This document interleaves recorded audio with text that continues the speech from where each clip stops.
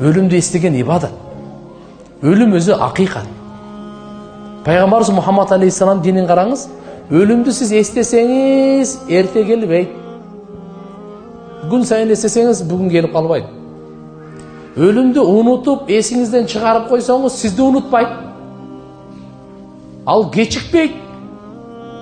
Erте dağı gelmeyt, geçigip dağı gelmeyt. Öz uçurunda gelet. Adaşıp dağı gelmeyt. Özüne gelet. Kimge Allah çeçim çıkarsa, özüne gelet. Ölümde istegenin bir paydası qanday oldu? Nafsini жеңе алабыз. Nafsini sındıra alabız.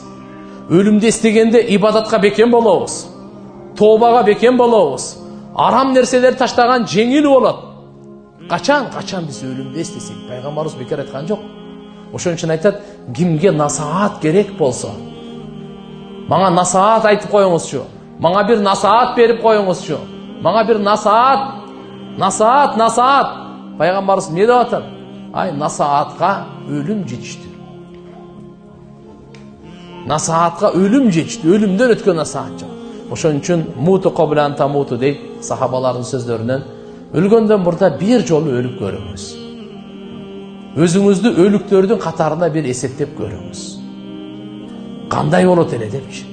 Ошондон биз тилибизди тыя алабыз, жүрөгүбүздү тыя алабыз, алкымыбызды тыя алабыз. Арам нерселерден сактаныш жеңил болот. Ибадаттарга күч кубат болот.